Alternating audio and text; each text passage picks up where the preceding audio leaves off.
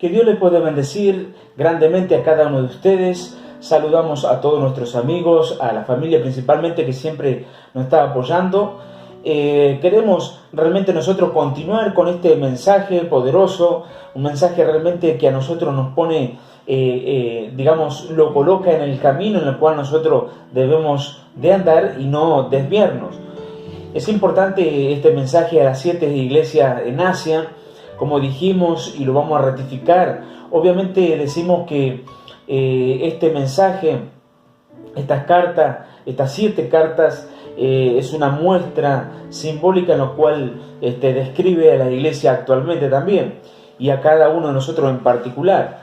Entonces, vea qué importante es. Nosotros vamos a continuar con este mensaje, ahora ya el mensaje a Pérgamo, en el capítulo 2 de Apocalipsis, versículo 12, hablando sobre el mensaje a Pérgamo. Vamos a leer hasta el versículo 12, del 12 al 17, dice la palabra de Dios. Y escribe el ángel de la iglesia en Pérgamo, el que tiene la espada aguda de 2 filos, dice esto: yo conozco tus obras y donde moras, donde está el trono de Satanás.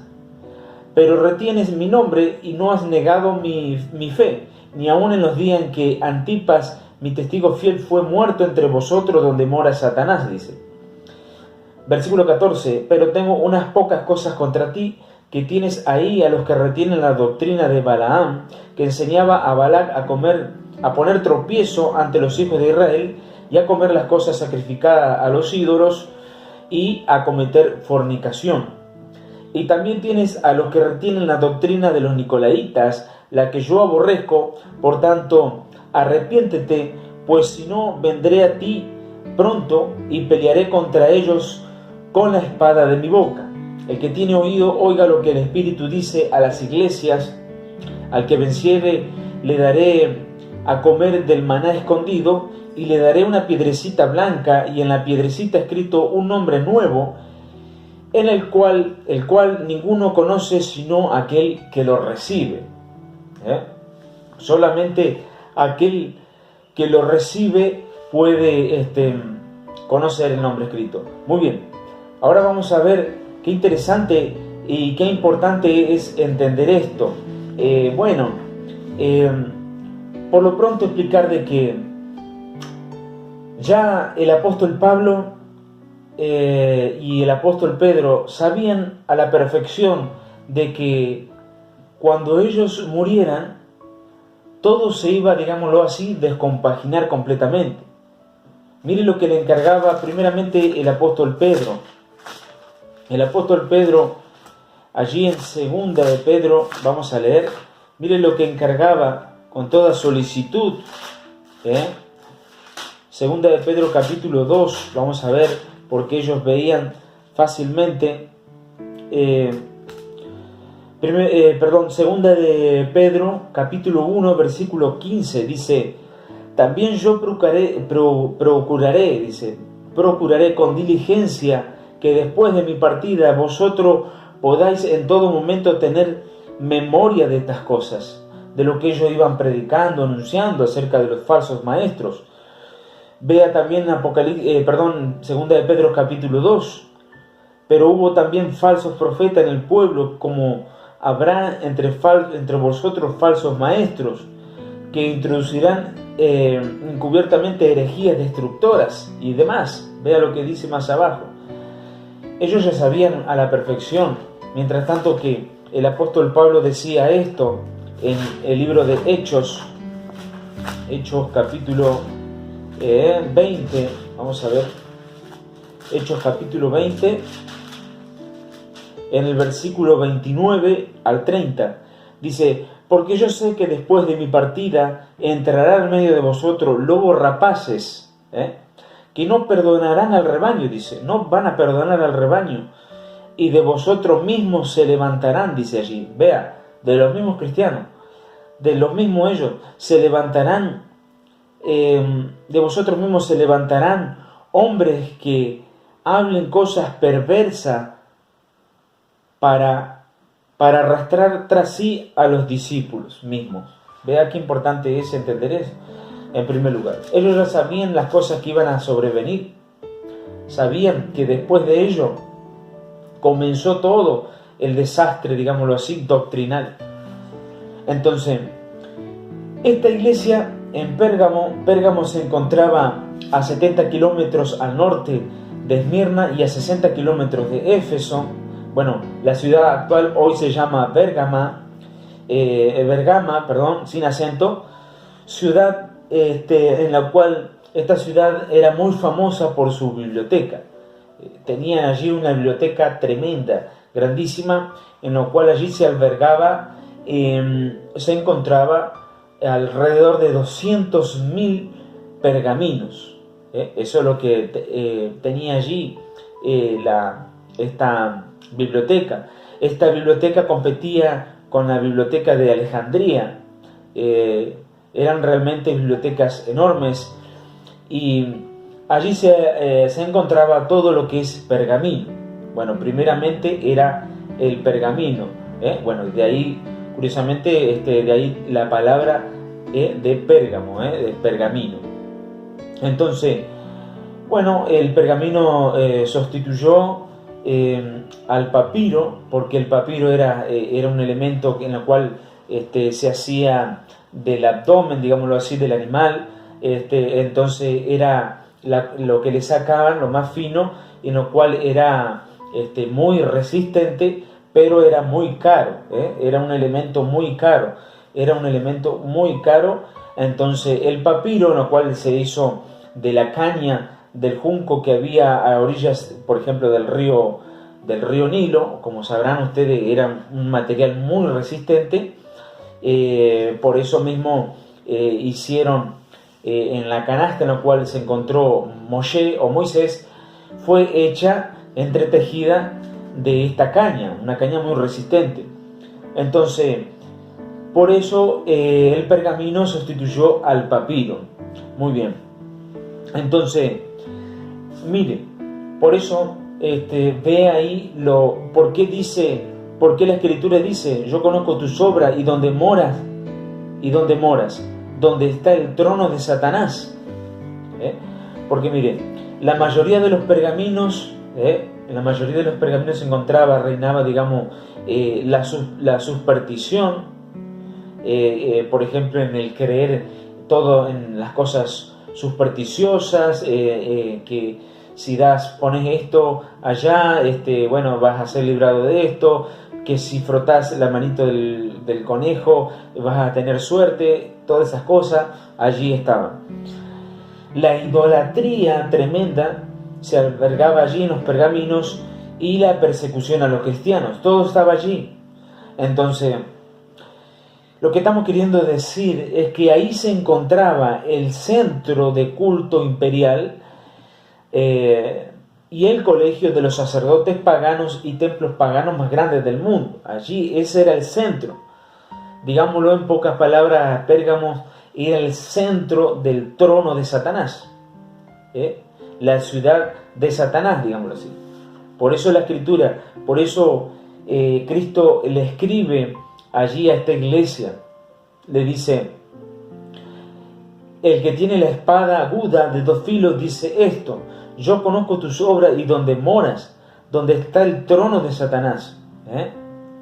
Pero retienes mi nombre y no has negado mi fe, ni aun en los días en que Antipas, mi testigo fiel, fue muerto entre vosotros, donde mora Satanás. Entonces, esta ciudad era la sede del mismo trono de Satanás. Era tremendo, porque allí se encontraban muchísimos sacerdotes paganos y cargados de doctrinas satánicas, templos. Allí se encontraba el templo de Zeus, donde realmente se adoraban a ese dios y a otros dioses. Entonces era realmente la gran sede, digámoslo así, el centro del mismo diablo. Por eso allí vea la exhortación. Habían varias doctrinas que ahora vamos a examinar. No sé si vamos a alcanzar en este video, pero obviamente en el que sigue. Entonces dice: yo conozco tus obras y dónde moras, donde está el trono de Satanás. Pero retiene mi fe y no has negado mi fe, retiene mi nombre y no has negado mi fe, y aún dice allí, en los días que Antipas, mi testigo fiel, fue muerto. Antipas fue el pastor de aquella iglesia. Luego creo que por Juan también fue obispo. Antipas, él padeció durante el reinado de Domiciano. Él realmente padeció allí, experimentó el martirio.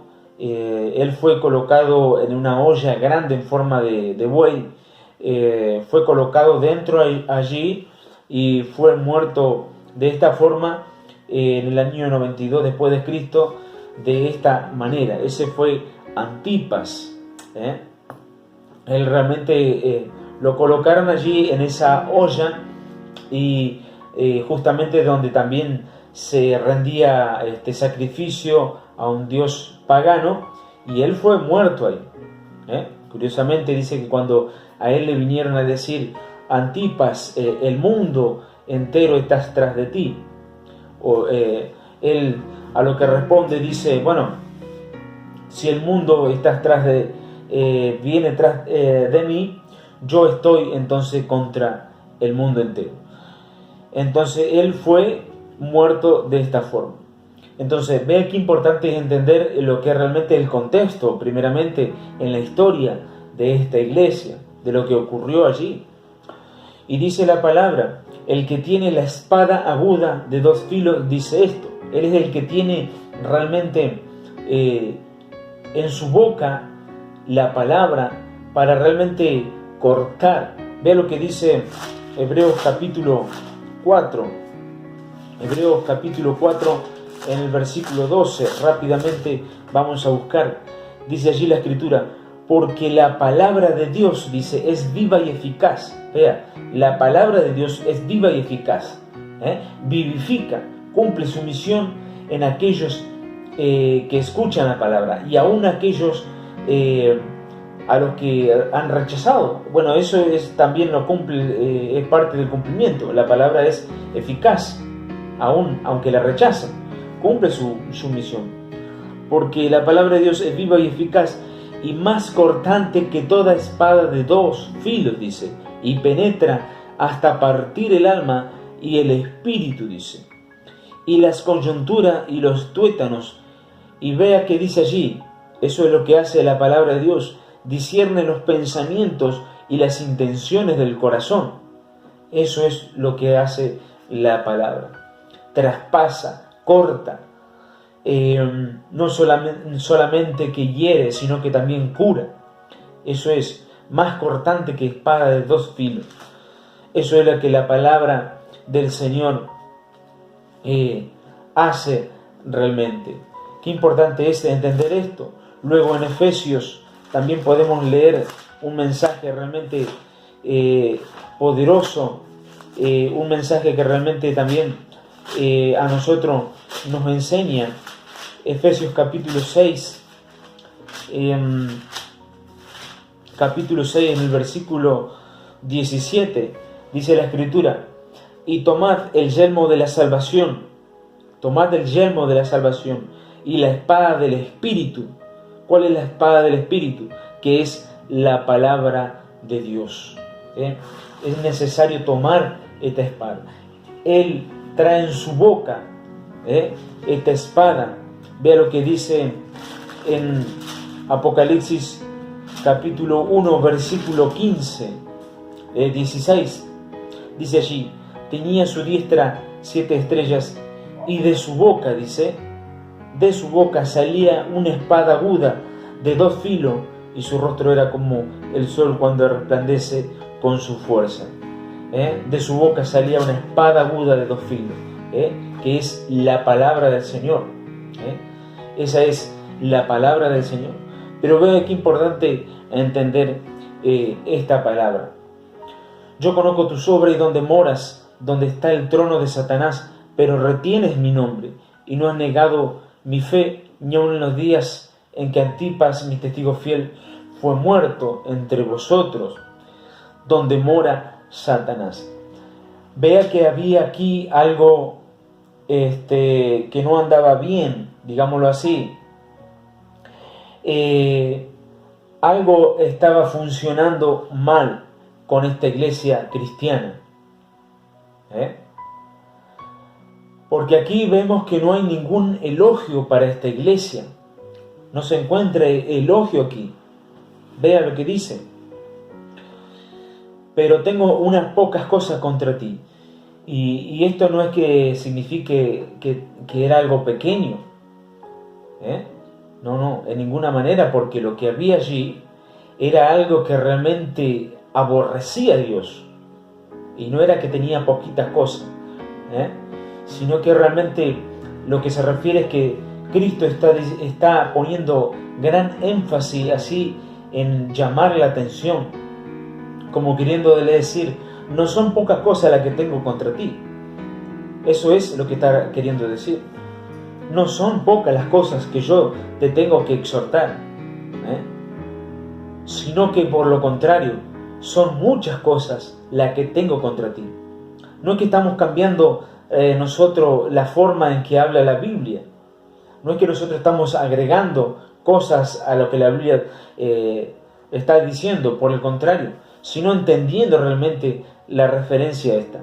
Pero tengo unas pocas cosas contra ti, que tienes ahí lo que tienen la doctrina de Balaam, que enseñaba a Balac a poner tropiezo ante los hijos de Israel. O sea que dentro de la iglesia de estos cristianos, por eso nosotros recalcamos al inicio en una introducción en lo cual decíamos de que el apóstol Pablo, el apóstol Pedro sabían a la perfección de que todo realmente se iba a agravar bajo la opresión de este imperio romano, greco-romano, donde esta mezcolanza comenzaron realmente en la sociedad, en la cultura de ellos, a traer su filosofía, a traer sus creencias y armar una mezcolanza. Los cristianos empezaron a ser arrastrados, no negaban la fe en Cristo, no negaban a Dios, pero habían muchos realmente que se habían mezclado con esta doctrina. Yo conozco tus obras, dice allí. Dios conoce realmente el pensamiento. Bueno, eso es lo que hacía por eso dice, el que tiene la espada aguda de dos filos dice esto. Eso es lo que hace la palabra de Dios, discernir el pensamiento. Entonces por eso Cristo le dice, yo conozco tus obras. Allí dice, tengo contra ti estas cosas, que tienes ahí a los que retienen las doctrinas de Balaam. Dice, tienes ahí. Es decir, le estaba llamando la atención, le está diciendo, en tu iglesia está esta gente que retiene esa doctrina. ¿Cuál es la doctrina de Balaam? Ve allí en Números, vamos a leer, claro que sí. Vamos a leer con calma porque tenemos, si hay que hacerlo, hasta tercera y cuarta, quinta parte sobre este tema de la iglesia a Pérgamo. Lo vamos a hacer porque es fundamental. Vamos a buscar en el Antiguo Testamento a Números capítulo 25, Números capítulo 25, en el versículo 1 y 2. Vea lo que dice allí sobre Balaam. Moraba Israel en Sitín, y el pueblo, dice, el pueblo de Dios empezó a fornicar con las hijas de Moab, las cuales invitaban al pueblo a los sacrificios de sus dioses, y el pueblo comió, dice, y se inclinó a sus dioses. Así acudió el pueblo a Baal Peor, y el furor de Jehová se encendió contra Israel. Esa era realmente lo que hacía Balaam. Balaam era un vidente, que se le decía también profeta, un vidente, pero no era un profeta de Dios, como algunos creen, sino que él se consideraba profeta de Dios y que andaba en los caminos de Dios. Pero su camino era errado, el camino de Balaam. Entonces, por eso, vea que allí dice, tienes ahí a los que retienen la doctrina de Balaam. O sea que estos lo que hacían era convertir, contaminar es la palabra que quería decir. Esto comenzaron a contaminar a los cristianos, a tener relaciones sexuales liberadamente con otras mujeres, y a adorar a dioses realmente paganos. O sea, es una mezclanza, como bien decimos. Esa es la doctrina conocemos nosotros de Balaam. Conocemos lo que ocurrió cuando él fue comprado, alquilado por un rey que lo llamó para que pueda maldecir al pueblo de Israel. Conocemos la historia. Entonces ese es el mismo Balaam. Lo que pasa es que aquí en Apocalipsis está diciendo la doctrina de Balaam, la misma doctrina, digamos. ¿Cuál era? Era hacer caer realmente a los hijos de Dios, hacer caer al pueblo cristiano, hacer caer a todos aquellos en esta falsa doctrina. Falsa doctrina, por cierto, obviamente. Entonces, tengo contra ti que tienes ahí a los que tienen la doctrina de Balaam, que enseñaba a Balac a poner tropiezo ante los hijos de Israel, a comer de cosas sacrificadas a los ídolos y a cometer fornicación.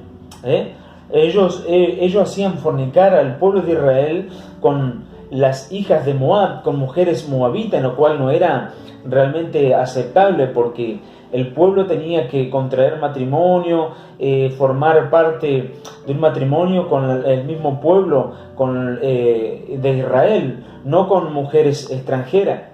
Entonces, al principio era así. Entonces, vea qué importante entender esto. Allí dice la palabra del Señor: tengo contra ti que tienes ahí a los que retienen las doctrinas de Balaam. Entonces, vea qué importante entender esto, en lo cual hoy también ocurre esto. Más allá de que en aquel tiempo obviamente quizás era mucho más complicado, porque se experimentaba constantemente el día a día la opresión de aquel imperio. Primeramente los griegos, después los romanos, y los romanos tomaron obviamente su filosofía, su cultura también griega. Entonces comenzaron realmente a ver esta mezclanza. Entonces, una iglesia en medio de aquel pueblo, una iglesia en medio de aquel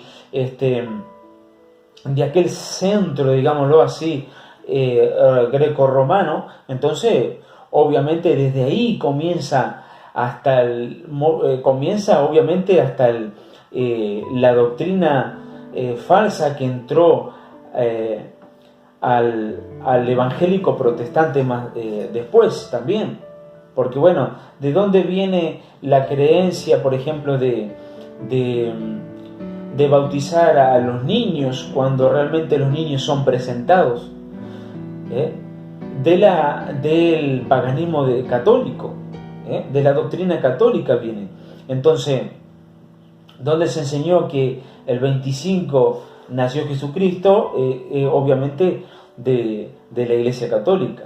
Entonces realmente vemos realmente que también de ese tiempo, del siglo, mayormente ya comenzando en los siglos cuarto, en los siglos quinto, porque anteriormente no era tan así. En el primer siglo realmente no era tan así.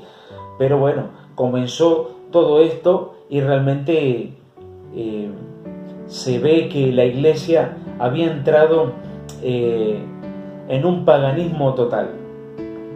Entonces, tienes allí a los que realmente retienen la doctrina de Balaam, y nuevamente se nombra a los nicolaitas, versículo 15, y también tienes a los que retienen la doctrina de los nicolaitas, la que yo aborrezco. Ya eso también se le había llamado la atención, es decir, no se le había llamado la atención, pero sí se le elogió de esta forma. Por ejemplo, en el versículo 6, en el mensaje a Éfeso, dice allí: pero tienes esto que aborrece, dice, pero tiene esto que aborrece la obra de los nicolaitas, la cual yo también aborrezco, dice Dios. Allí Dios se lo elogió, pero se nombra otra vez que a los nicolaitas. Y ahora todo lo contrario, esta iglesia no era que aborrecía la doctrina de los nicolaitas, sino que la habían agarrado para ellos también. Aquí en el versículo 15 dice, otra vez se nombra la doctrina de los nicolaitas. Y también tienes a los que retienen la doctrina de los nicolaitas, la que yo aborrezco. O sea, no solamente habían retenido la doctrina de Balaam, sino que la de los nicolaitas también. ¿Y cuál era la doctrina de los nicolaitas? No se sabe bien a ciencia cierta, pero también enseñaban al igual referido a lo que era la doctrina de Balaam, a tener relaciones sexuales deliberadamente, entonces de igual forma. Entonces los nicolaitas también son vueltos,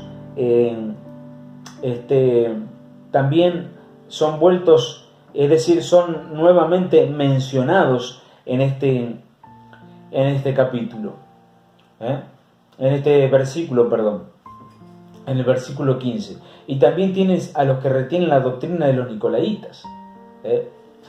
Ya habíamos explicado nosotros quién eran los nicolaitas, pero resurge una duda también. Hay muchos que tienen una duda de los nicolaitas. Se menciona en Hechos capítulo 6, lo vamos a ver también para que todos puedan corroborar esto. Vea que se nombra aquí, se menciona a un tal Nicolás, capítulo 6 de Hechos, en el versículo 5, dice allí la escritura: agradó la propuesta a toda la multitud y eligieron a Esteban, varón lleno de fe y del Espíritu Santo, a Felipe, a Prócoro, a Nicanor, a Timón, a Parmenas y a Nicolás, prosélito de Antioquía. A Nicolás, prosélito de Antioquía. Entonces, algunos sugieren de que realmente este Nicolás de Antioquía pudiera ser, o quién sería padre de todas las herejías, esta doctrina de los nicolaitas. Digámoslo, de ese realmente que ese prosélito, de este Nicolás prosélito, habiendo fingido o habiéndose convertido primeramente al judaísmo, que después, se llevó y dio, digámoslo así, el nacimiento, a esta doctrina de los nicolaitas. Se puede también deducir de esta forma. Entonces, como dijimos, era un gentil convertido al judaísmo, Nicolás. Entonces, dijimos que este nombre Nicolás o nicolaitas proviene de las palabras griegas, como habíamos dicho, Nico y después Laos, las dos palabras griegas. Entonces, Nico significa conquistador, o príncipe, o jerarquía, o jerarca, eso es lo que significa. Y Laos significa pueblo, gente. Entonces, da realmente lo que se puede decir, de que da a entender de que realmente estos querían estar o presentaban jerarquía y estar sobre los demás, como dándole rangos mucho más altos a algunos dentro del cristianismo y a otros no. Entonces se puede ver con claridad de que podría haber sido una opresión también contra los mismos cristianos. Ellos en aquella iglesia presentaban la tribulación que habíamos leído en Esmirna también, que pasaron realmente tribulación, persecución, más allá de que signifique también la persecución que fue obviamente por los emperadores romanos. Entonces eso es lo que eran realmente los nicolaitas, como ya lo habíamos explicado en otro video también. No es que tenemos otra deducción o otra interpretación, Entonces ellos tenían allí también adaptada esta doctrina. Dice, y también tienes a los que retienen la doctrina de los nicolaitas, la que yo aborrezco. Por tanto, arrepiéntete, pues si no, vendré a ti pronto y pelearé contra ellos con la espada de mi boca. Entonces, ve qué importante es analizar este mensaje. Nos va a llevar otras partes más, entonces lo vamos a dejar por ahora aquí y vamos a seguir continuando en otro video. Entonces, que Dios le pueda decir en gran manera a cada uno de ustedes y que Dios le pueda fortalecer. Estaremos con ustedes en otro video más, hablando de este mensaje a Pérgamo. Que Dios le bendiga. Mashiach, Mashiach, Mashiach. Mashiach, Mashiach, Mashiach.